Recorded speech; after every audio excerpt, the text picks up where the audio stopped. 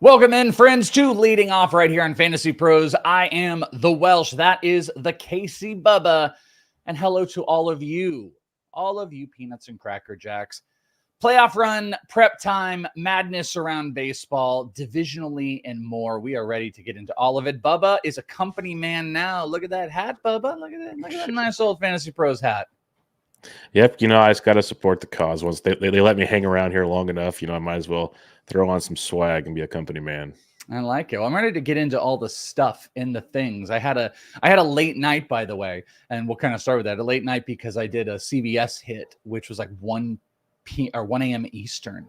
And one of the pieces about it was about what's going on in the NL West. And it's like NL West madness right now. So I want to make sure to cover a little bit of that. Last night, Dodgers lose to the Orioles. Jack Flaherty allows 3 earned runs over 6 innings, looked okay, and Baltimore was able to take a win where they've got Corbin Burns going up today. Brandon Pfaadt allows 8 earned runs, gets obliterated 8 runs, 6 were earned, 4 2/3 of an inning, looks bad. Started off the game, he did the sandwich thing where he gave up like the homer in the first inning or whatever to Pete Alonso, and then he was like 3 clean, and then he just got obliterated into the 4th inning. He looked like crap. While San Diego pulls it out, which also pulled me out some bets here. They had 2 different opportunities of losing. They end up, Jackson Merrill does his business. Manny Machado looks incredible, and they pull this out. We have, I think, with pandemonium in the NL West, where this isn't the Dodgers, Bubba, up by 8 games or anything like this.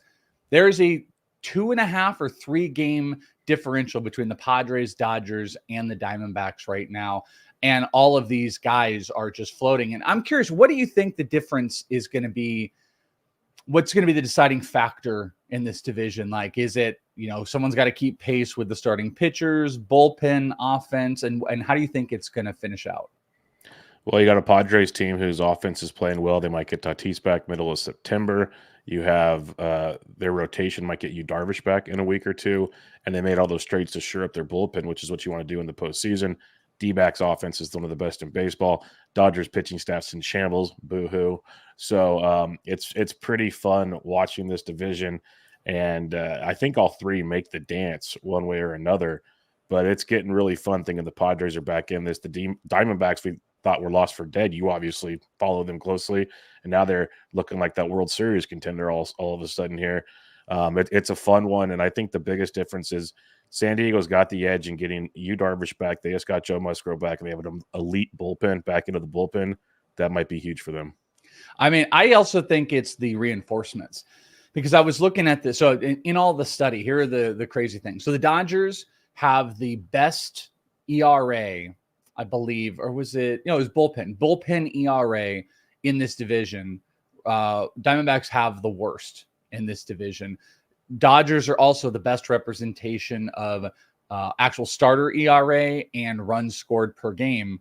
Diamondbacks are one of the worst. I don't know. I think it's trending in a weird direction, and they have the reinforcements. Dodgers, they've still got Yamamoto. Yamamoto looks like, I believe he's going to be throwing today, or no? Well, he still has to throw at least 3 more rehab starts. They say they want 2 to 3 rehab starts. He hasn't even, this is his first one. So I think it's like a mid-September, and I think they just want him for the postseason. So I don't know how much of a reinforcement he'll be. Well, but I think that's also like a reinforcement for the playoffs. And then you've got Tatis in theory coming back. Darvish finally kind of getting. I think he was just throwing the other. I mean, so it's like you have all this while the Diamondbacks are kind of faltering. Brandon Pfaadt, for all of my wrong, doesn't look good. Did not look good. And then Jordan Montgomery ends up going. Well, no, he's been garbage, but then he comes in relief. Dude, that was foolish. That was a horrible managerial decision, though. A guy that's a full-time starter, bringing him in the middle of an inning. That is like just foolish stuff. Bring a bottom end reliever in to finish the inning, then bring Jomo in to start the next inning. Don't bring him in that all that. That's a mess. By the way, you guys are killing me in the chat. Is this the first time I've worn a backwards hat on the show? All the time. No, I wear it all the time. Yeah, and it feels like that's normal. Like, what's the Welsh meter? Matt's like, Welsh looks like he's ready to talk some DFS. It is a DFS bros thing, yes. You know what's so funny about that? The other thing that I was up late with was I was watching I was watching a football DFS stream last night. My buddy Debro and Justin Steele, who we'll talk about here in a little bit, they were doing a thing. My buddy Justin Steele, and they all had backwards hats, and it was making me laugh. And I almost texted him. I was going to say Colin Cowherd would be very upset with this broadcast right now with all these backward hats. So it's just, you guys are making me laugh with it. But I know it's not necessarily fantasy relevant, but I think the inconsistencies of the division are really, really interesting right now. And I guess the only thing I would add to it is like, kind of think the Diamondbacks might be on the wrong side of this. But they're all locked in right at this moment for a playoff run, and the Diamondbacks have been the hottest offensive team. But I don't know, man. I think the Padres are on the positive trend. Dodgers are not going to falter too much, and the Diamondbacks have the worst combination. I mean, they have the 6th worst ERA in baseball overall for. I think it's just the overall staff, not just the starting pitchers, and their bullpen stinks too. So I don't know. It was just in my mind, but Brandon Pfaadt, he stinks, and I'm not really sure is even a trustable, viable option. Maybe against he's been pretty good this year. He's been fine. He's got an over 4 ERA and everything right now. I just don't know at this point. I think he's wearing down a little bit. I'm not sure I trust him in good matchups and like really, really good matchups. Nor do I trust any of the Diamondbacks. So that's the other thing. They all stink. Merrill Kelly, garbage. He's at best a streamer right now. Gallen underperforms. Eduardo's okay. Ryan Nelson had to replace Jordan Montgomery because he's one of the worst pitchers in baseball. So, what do you say here? One of the best players in baseball we're going to talk about here in just a second. Want to remind two things. Well, one of them is that if you guys have any questions, put them in the chat. I wrote this in the chat. We're going to answer a few of your guys' questions here after the opening headline segment, just to get you guys prepped, for your playoffs and everything like that.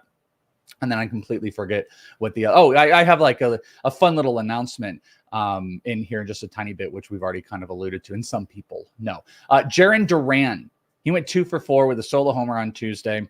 He's hitting 294, 354, 528, now has 20 homers, 32 stolen bases. And this was put out there, Bubba.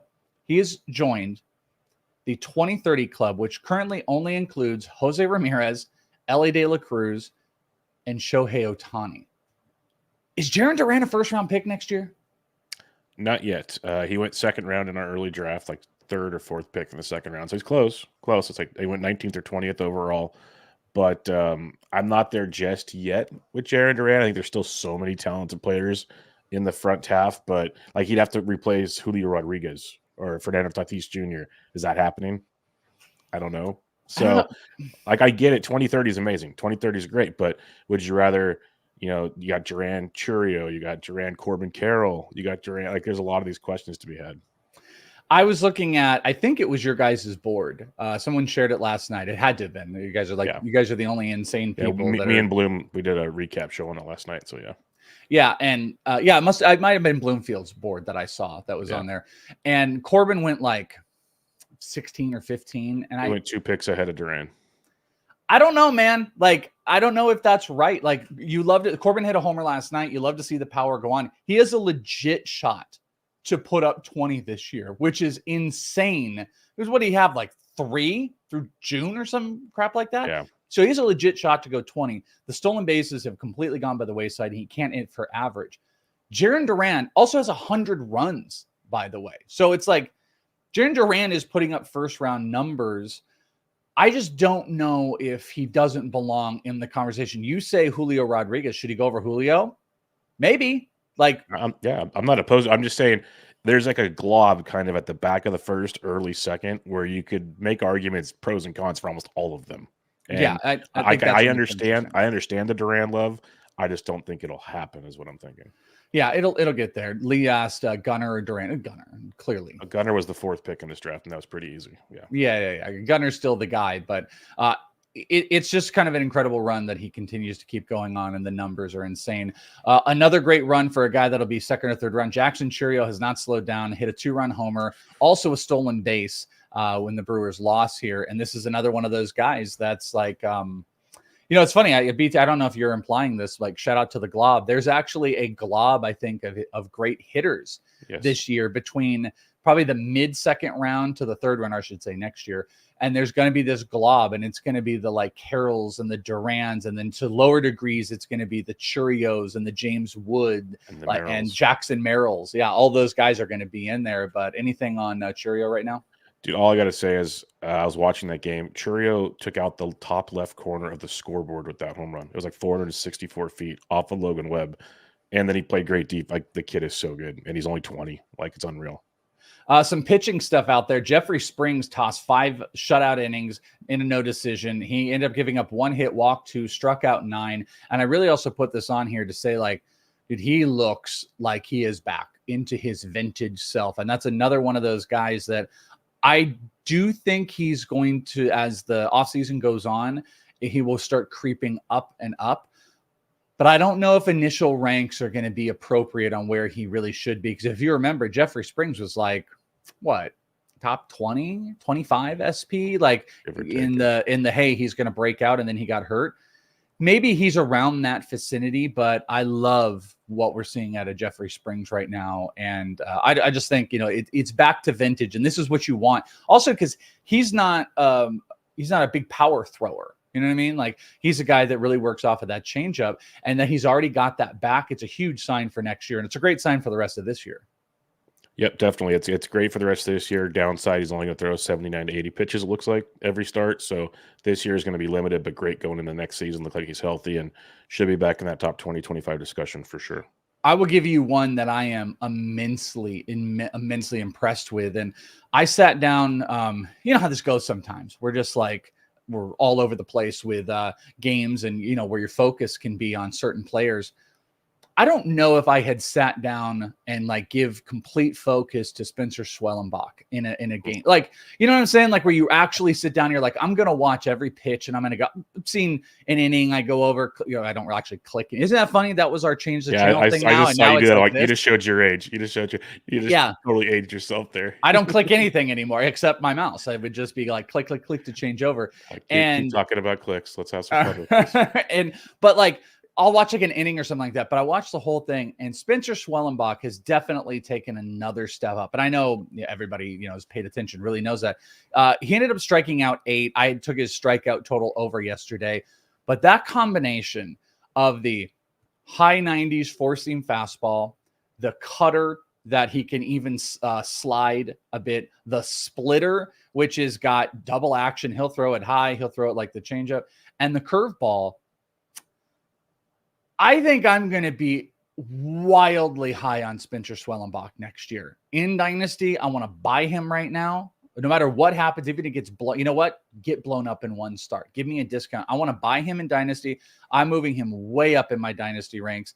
And this is one of those dudes, like, I think he could be a top 25 SP next season, like, out the gates, Bubba. I might be going a little bit too nuts about it, but I love the repertoire. I love the fastball. I like the confidence, massive strikeouts in there.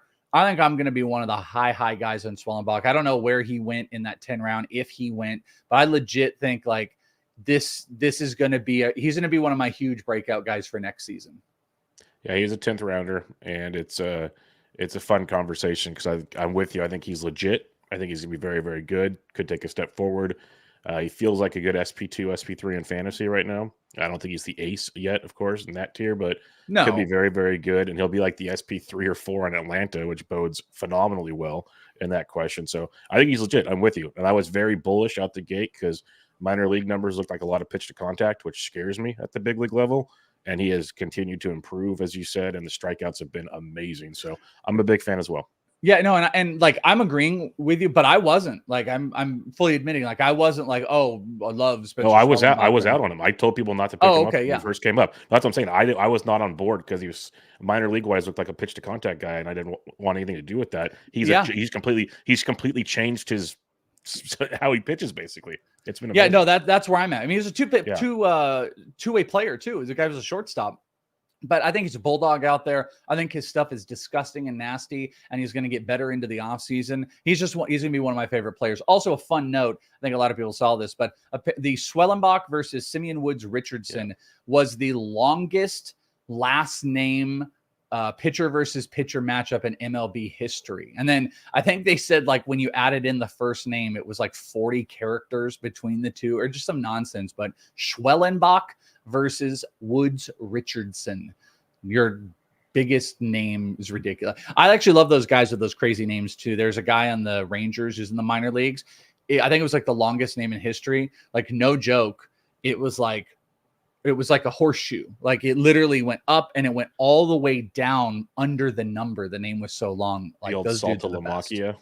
Yeah. I used to wrap around. I love Saltalamacchia. That's a really good one. O'Neill Cruz, I just want to point this out. He's batting third today.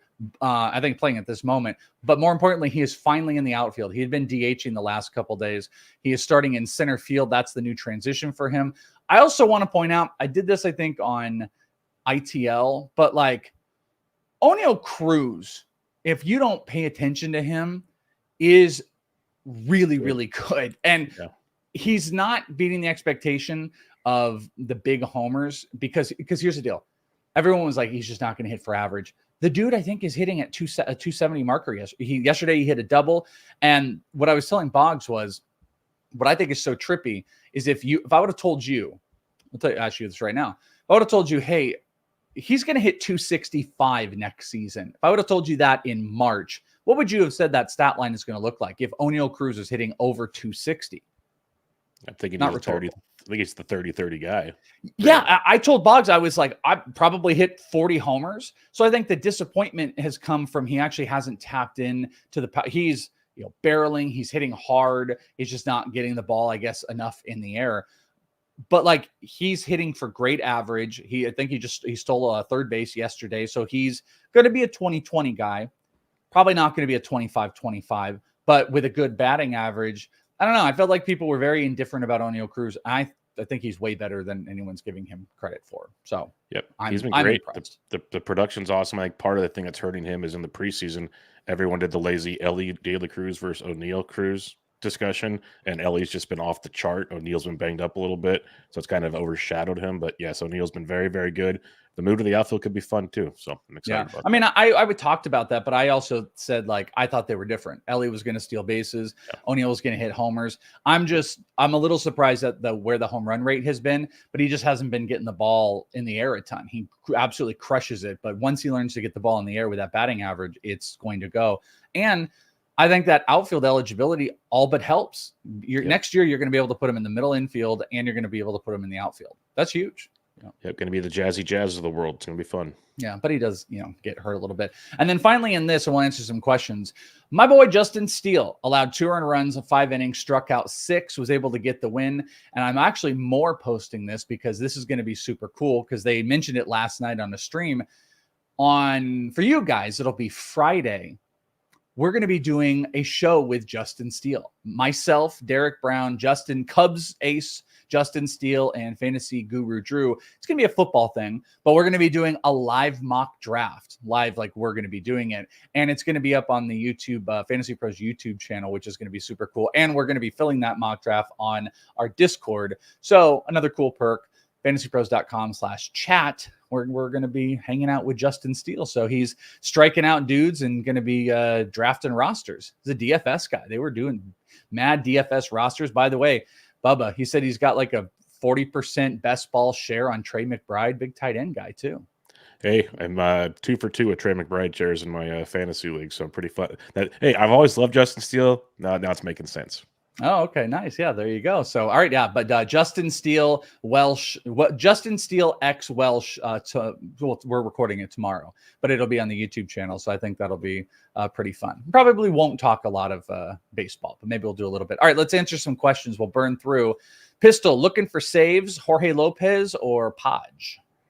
It's a coin toss. Looks like it's like I like Podge better, but they're both getting their fair share.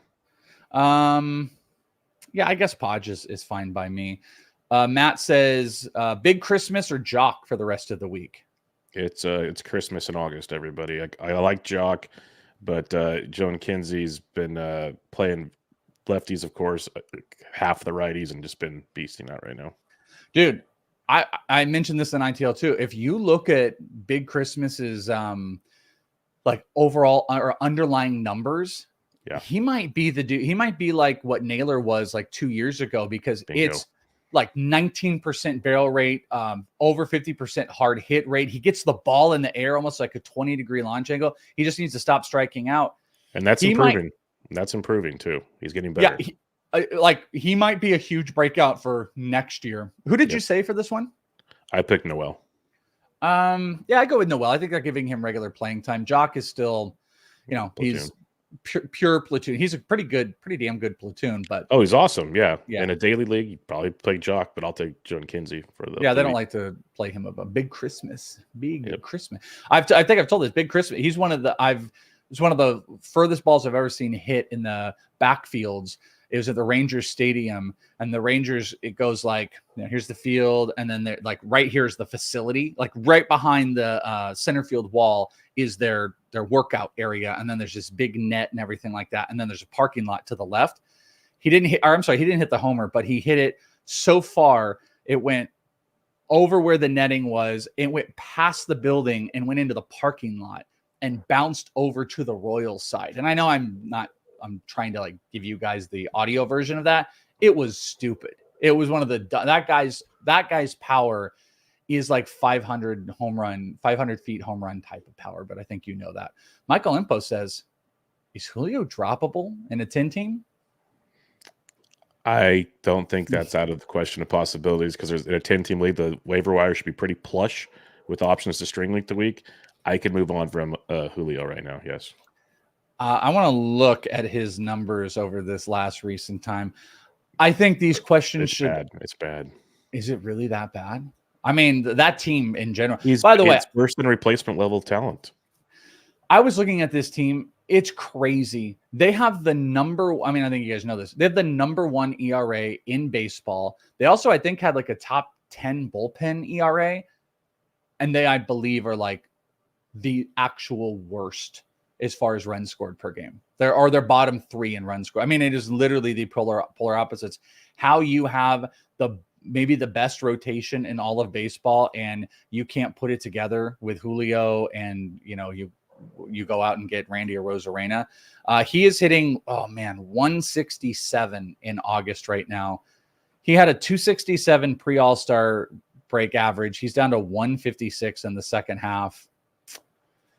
I mean, this is the type of year in redraft you could do it. If there's like a cool alternative that was sitting out there, yeah, sure. One of those dudes that we've been talking about that were like, hey, he shouldn't be available.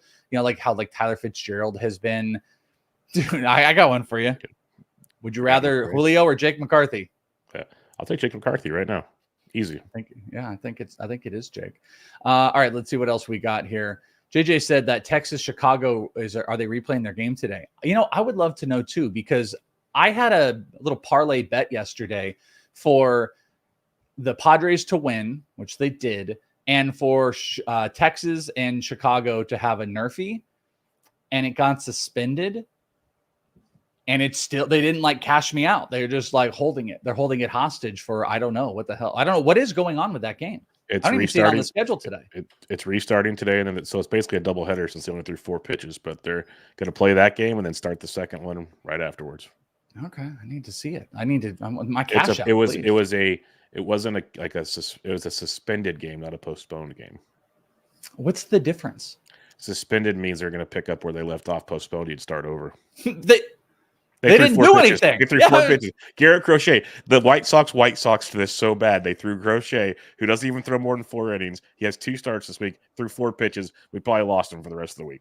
That's the White Sox going full. And by the way, it's actually criminal because I bet that because I wanted Crochet versus what was it, Evaldi or Heaney or whatever it is, and now I'm gonna get Dane Dunning versus whoever, some awful. You'll still get Heaney, but you'll get whoever the White Sox throw out there, which doesn't matter. That's really stupid, by the way. All right, let me see if we can get to a couple more here. Amaya or Ohapi rest of season. Amaya has been one of the hottest catchers on the wire right now. Yeah, Amaya's on fire. I guess if it's a shallow league, go Amaya. If it's deeper, I'd still stick with Ohapi just because I think he's the overall better player. But Amaya's been on fire. So if you want to play the hot hand for the last 4 weeks of the season, go for it. If you were desperate, I would go Ohapi. Like in a vacuum, but I'm fine with Amaya because he's been like really hot. This is an interesting one. We're going to talk about Beto in a little bit. Would you stream Beto or Arrighetti today? I'm down with both. I mean, Arrighetti's scary. He's scary because he's going up against Philly, but dude has had a second half 3.5 ERA. So he's been a monster and a strikeout guy. Beto's been decent. I'd probably stream both. Just know what you're getting into. There's blow up potentials. Beto's going up against the Reds. So American, yeah. I mean, that's a little bit scary. Arrighetti, Philly is scary. I don't know. I guess it depends on your situation. I think they are both streamable pitchers. Is a better way to put it. Deeper formats both in play. Beto better next week, 2-step. I'll take Arrighetti today though. Philadelphia is a good offense, but overall the last 30 days have taken a big step back for righties. Yeah. All right. And then Jack said, what's up, boys? McCarthy or Jazz? Let's just assume it's, I don't know, redraft this year? McCarthy. Really? I'm guessing it's rest of season, so I'm guessing. Jazz, I don't think is fully healthy. He hasn't looked the same since he came back, so give me McCarthy. I'm going to go Jazz on that one, but like, I get it. All right. Was there any others that we wanted to hit? Look at us. Can we trust Burns against the Dodgers today? I'd prefer other options if you have them. I mean, but like when you roster Corbin Burns, like what else is it that you like? That's your guy. That's your number one guy. I don't like this. If you're asking that question, you can't afford it. Is the way I look at it. Yeah, big man, you can't afford it, big man. I probably still put him out there if we're being honest. If I am hugging ratios, though, I would not. Yeah, then I would also probably avoid. All right, good questions. Get you guys prepped into this week for whatever the hell you're doing, trying to get into the playoffs or that you are actually there. Let's go over to a little 3 up and 3 down. Zeke Tovar, 3 for 4, 2 homers, 4 RBI yesterday. Dude, I don't know what to make of him next year because like he's one of the worst plate presence in baseball. The way he just whiffs through and the strikeouts. I don't know. I don't know about it, but like then he puts off these performances, 2 homers, 4 RBI. Where did he go in the top 10 rounds of your guys' thing? Let me check. Give me 1 second here because that name does not stand out. So I bet he didn't because that would have been like the top 120. Yeah, no, he did not. Yeah, I don't. Oh, Tovar did. Tovar did Where? Because he went like round 8 or 9. Okay, so right on the back. There was 8 shortstops taken in the first 3 rounds. So then there was like 4 or 5 more the rest of the draft. That's interesting. That's very interesting. By the way, another one, Matt. Hers, trustable versus the Cubs. Revenge narrative? Absolutely. DJ Hers has been awesome. The underlying metrics are phenomenal. He's a guy I want everywhere next year. Yeah, strikeouts, baby. Victor Robles, 2 for 4 with 2 stolen bases. He's been about the life of the Mariners offense as of recent. And Logan Gilbert, speaking of, 6 innings, 10 strikeouts. Gets them in the position every single time. That team is absolutely wild. They might have, here's what it's perceivable that they are going to have 5 pitchers that are going to go in the top 10 rounds next season. Because I saw in your guys' draft, Brian Wu went there. Brian Wu is going to be a huge breakout candidate for next season if he can stay healthy. You got Bryce Miller, Logan Gilbert, Kirby, and Castillo. You're going to have 4. Do you think there's ever been an entire rotation, 5 pitchers in the first 10 rounds? No way. And it's going to happen all draft season, barring an injury. Like they're that good. Yeah, and I'm going to be in on them. Woo! On the down, Rotary Munoz, garbage, 1 1/3 of an inning, 6 earned runs. Crap. Jared Jones back, 4 earned. He had 4 innings, 5 earned runs. He walked 3. Just doesn't look like that Jared Jones from the beginning of the year where he was just pounding these power fastballs up and no one could get it. It's kind of hittable. Yep. Kind of hittable right now, Bubba. It's not good. Things looked really good early on. And yeah, I'm with you. It's not good. And I don't even trust starting these days. So it's tough. Yeah. Look at Wonky too, by the way. Burns is undroppable in your ESPN league. Come on, Wonky. We know what the issue with that is. ESPN league. Yeah.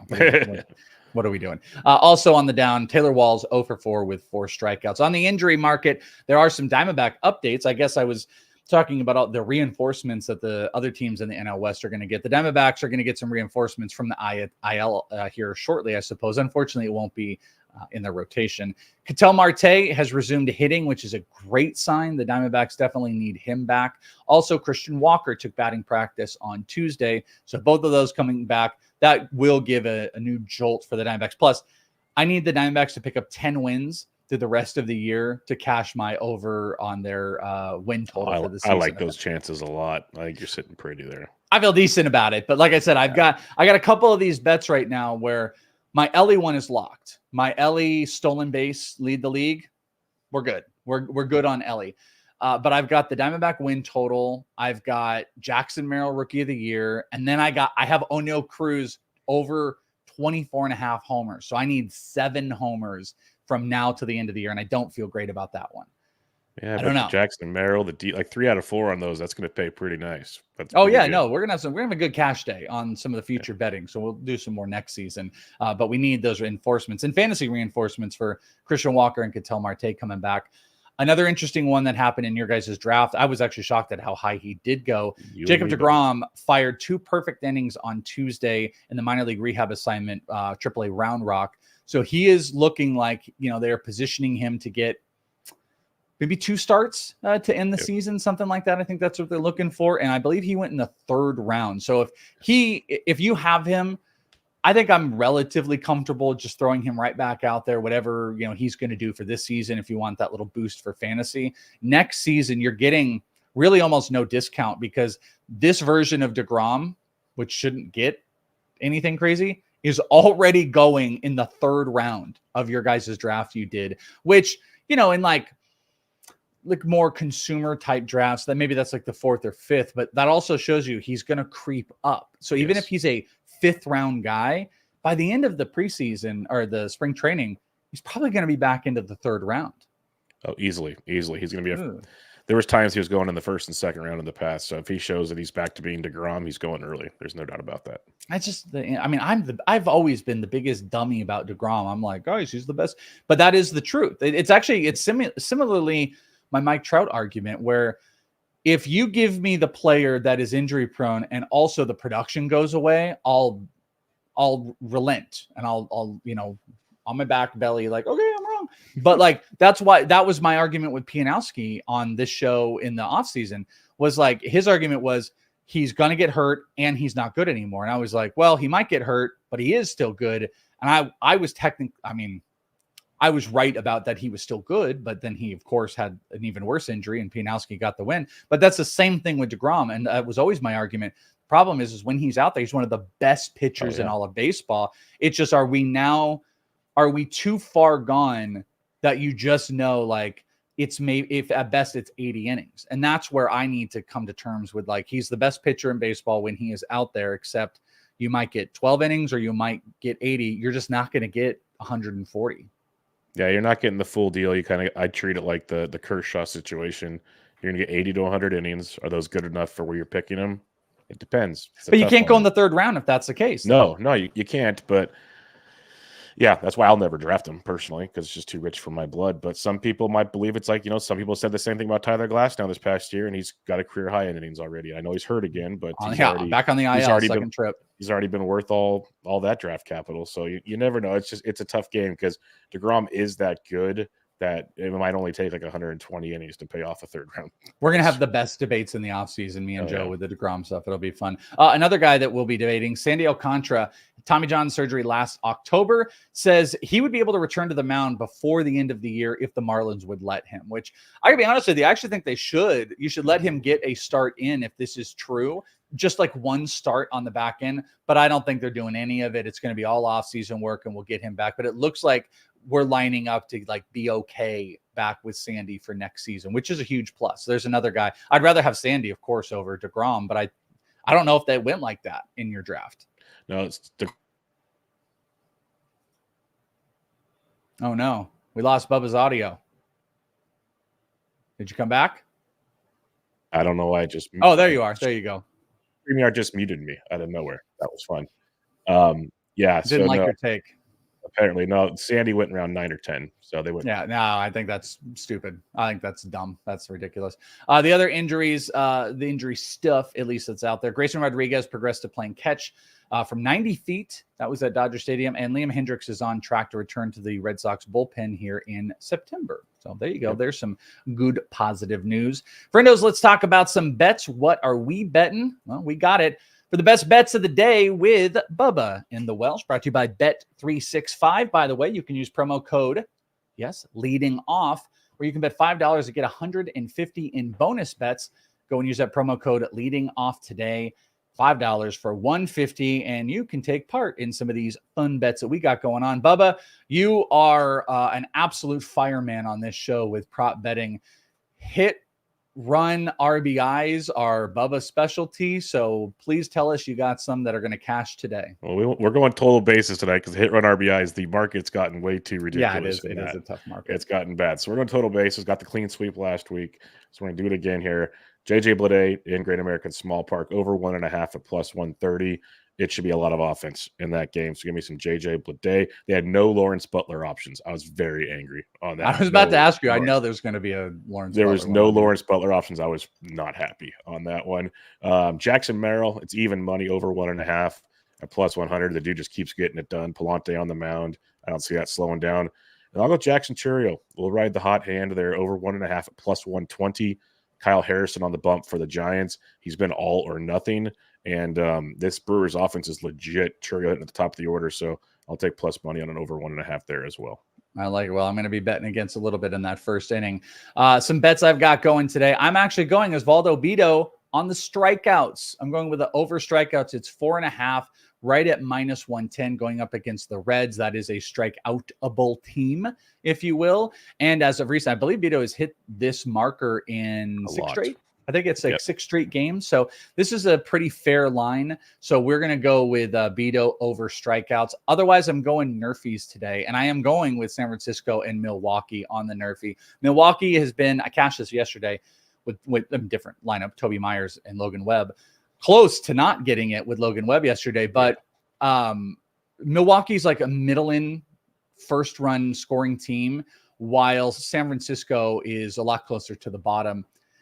You're right. This is going to like go right away from me immediately, or I think this is going to be a really good opportunity. So it's paying out decent, like minus 125 for a Nerfie at this point. So I like this one because I do like the pitching matchup early on. The other one, we're going to go Atlanta and Minnesota.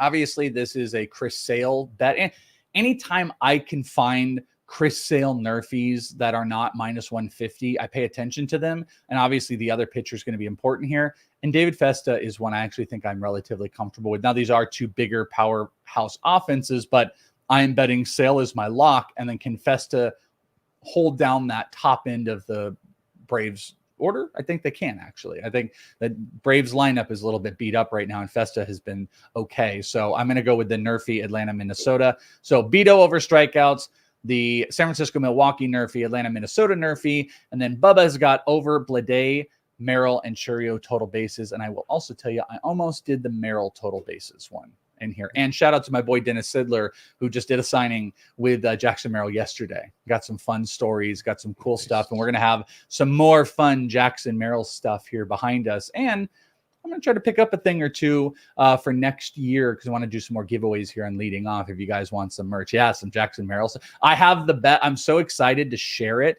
I could actually ask him if I can even share it on, but I have the best thing to share with you. Like my new bit, by the way, let me see if I can. I think I've shown people this. I have one that I'm going to do a giveaway of soon, but my new bit is getting the autographs with like special inscriptions. So have you seen this one? This is the Cole Reagans. Do you see what that says? No, what's it say? It says Welsh, throw the cutter, or throw the cutter, Welsh. Nice. So if you know the bit, so that's Cole Reagan's autograph one. I have a Jackson Merrill one, and it's phenomenal. And you guys are going to be so excited to see it. Yeah. That's the Where in the World or Welsh. And we actually were doing that. Bogman and I were talking who will be my best friend next year, because 2 years ago it was Carroll. Yes. This year it was Justin Steele. And Merrill, maybe Merrill will be the new best friend for next season. So I'm open to best friends. So we're on the lookout for my 2025 baseball best friend. But there you go. Those are our best bets of the day, my friends. Home run call. Let's finish this bad boy out. We're giving people extra content today. What are you doing on the home run board? We're picking on Walker Buehler because he's garbage these days. We're going with Anthony Santander, finding the cheap seats in Chavez Ravine. All right. Well, I think I inspired you because I'm going to go did. with Gunnar Henderson on this one. So we're sticking into that. Do not like the Walker Buehler, not into the Walker Buehler at all. Into the Gunnar Henderson for getting some homers. So I like that. And the home run board, by the way, I am still not there. I think I'm still at 33. I can't believe no one has jumped up. Wonky's at 37 still at 16th place. Joey has got 13th place on hold for 39. But we have one person that has got 51. That is South African G, I believe. Yeah, this is the updated board. This looks the same as the other day. 51 for South African G, B-Trot at 48, and my boy Larry at 45. So it is, I don't know, South African G's got a really good hold on this, but it's still anybody's game except mine. It is not my game. It's just me to try to get on the board. There you go, friends. That is it. Bubba, love you, brother. Going to see you next week. Yeah, we'll talk. We'll also tell everybody the plan for September. We'll do it on Friday. Joe Rico will be back on Friday. Get lots of Bubba and Joe in September as well.